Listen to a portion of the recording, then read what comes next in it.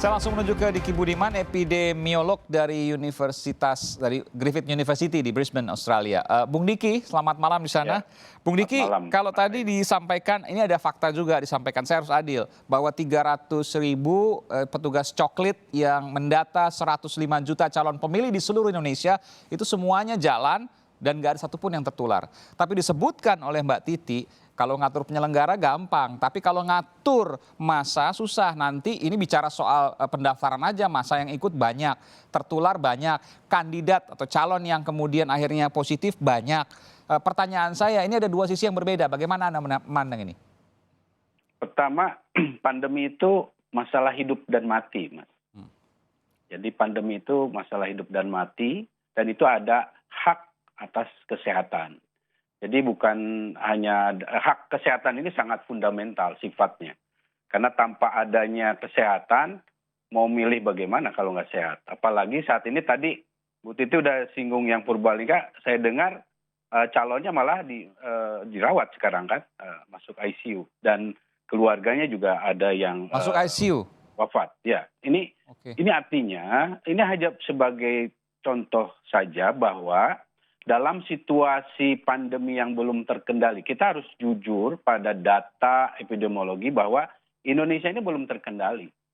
Tidak ada wilayah yang saat ini terkendali di Indonesia. Apalagi ditambah kondisi testing yang rendah dengan test positivity rate yang tinggi itu menunjukkan laju penyebaran COVID ini lagi tinggi-tingginya terutama di Jawa.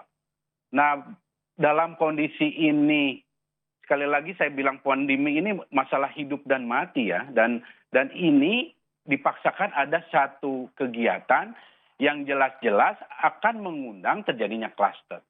Dan hanya cukup dengan satu klaster, satu wilayah, satu negara bisa porak-poranda. Apalagi ini sudah banyak klasternya. Satu klaster, satu wilayah, satu klaster saja negara bisa porak-poranda? Bisa porak-poranda. Satu klaster kan paling cuma 10 orang misalnya begitu? Tapi itu kan menyebar kita tidak nantinya menyebar secara cepat karena ini pola eksponensial. Luar biasa. Ini yang terjadi karena harus diingat oleh kita semua, pandemi ini dimulai dari satu orang, Mas Aiman. Betul. Dari satu orang ini saat ini sudah 30 juta orang. Luar biasa. Makanya jangankan satu orang, satu klaster ini udah luar biasa dampaknya. Apalagi kita ini sedang menghadapi begitu banyak klaster perkantoran, segala macam kan. Klaster rumah tangga dan segala macam. Nah sekarang ada lagi di dalam tanda kutip dibuat ada klaster pilkada yang banyak sekali. Mas Diki, jadi saya harus menyimpulkan bahwa Anda menyatakan bahwa sebaiknya tunda pilkada? Betul, tunda.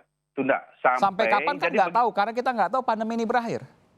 Begini, saya kenapa tidak dibalik berpikirnya kita kendalikan pandemi ini, karena butuh hanya 3 bulan melakukan upaya yang sangat serius, sehingga jangankan pilkada nantinya, ya sekolah bisa buka, ekonomi juga bisa buka. Jadi dibalik gitu, jangan, oh ini nggak bisa ditunda. Lah sekarang kita sekolah terpaksa harus tutup.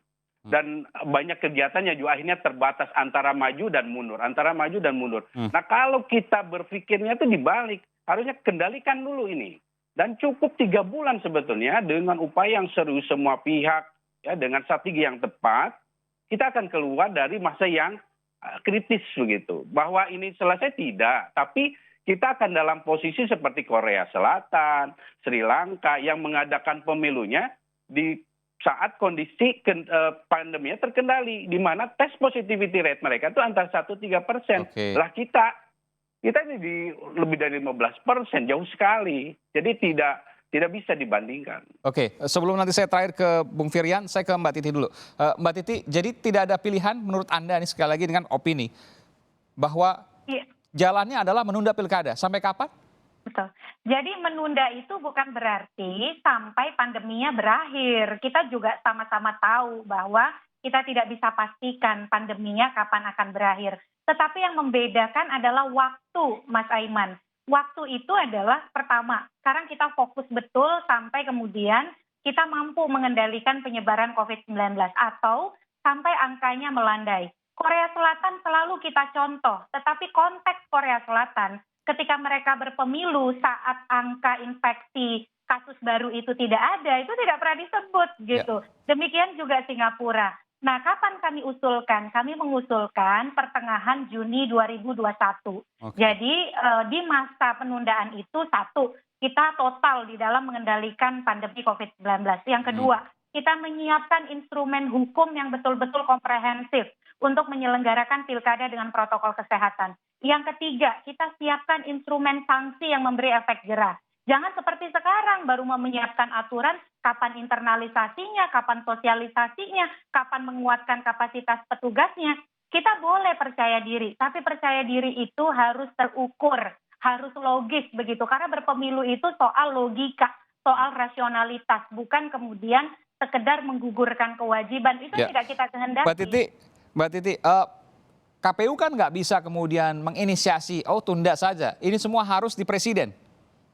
Iya, sebenarnya 3 pihak yang terlibat, KPU, pemerintah, DPR. Tetapi kita belum pernah mendengar dari KPU, misalnya apakah dari analisis mitigasi risiko mereka, maka potensi untuk melanjutkan itu menjadi sangat berisiko. Sejauh ini KPU masih sangat percaya diri. Saya ingin menyampaikan Mas Aiman, kita perlu meninggalkan legacy, tetapi cara kita meninggalkan legacy itu juga harus dengan ukuran-ukuran dan parameter yang bisa kita rasionalisasi.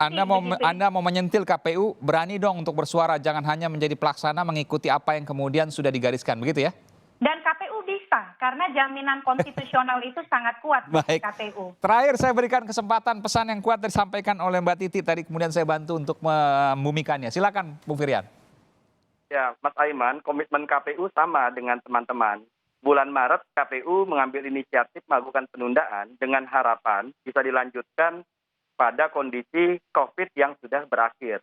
Namun bulan Mei ada pernyataan dari WHO dan itu diamini dan terkonfirmasi sampai sekarang tidak ada yang bisa menjamin. Termasuk misalnya kalau kita tunda berikutnya, apakah bisa dipastikan itu sudah melewati gelombang pertama. Kalaupun gelombang pertama kita pakai siklus pendekatan flu Spanyol, gelombang kedua akan lebih tinggi. Jadi kami masih berikhtiar dan berharap pasangan calon yang nantinya akan ditetapkan beserta pendukungnya, mari sama-sama seperti jajaran kami, bisa disiplin menerapkan protokol COVID kesehatan 19, sehingga kami masih berharap dan berupaya penyelenggaraan pilkada ini bukan semata-mata pelaksanaan demokrasi elektoral, tapi juga menjadi ajang sosialisasi, disiplin penerapan protokol kesehatan. Saya harus katakan terakhir, karena waktu sudah habis, saya mau tanya kepada Anda, Bung Firian. Kalau seandainya ada massa yang nakal, ada massa yang berkumpul, apakah kemudian calonnya, yang saya nggak tahu ya apakah dia membawa massa atau tidak, tapi sulit untuk mengatakan bahwa tidak membawa massa, karena massa pasti ada yang menggerakkan. Apakah calonnya akan didiskualifikasi? Ada ancaman ke sana?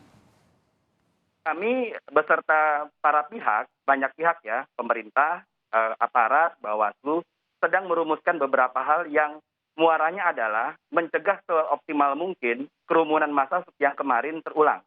Dan kita sangat berharap, terlebih lagi tokoh bangsa dan para ormas besar sudah menyuarakan, mudah-mudahan kita tidak lagi melakukan hal seperti itu, khususnya kepada teman-teman. Betul, itu harapan. Tapi adakah kemudian pikiran bahwa akan sampai kemudian didiskualifikasi calonnya?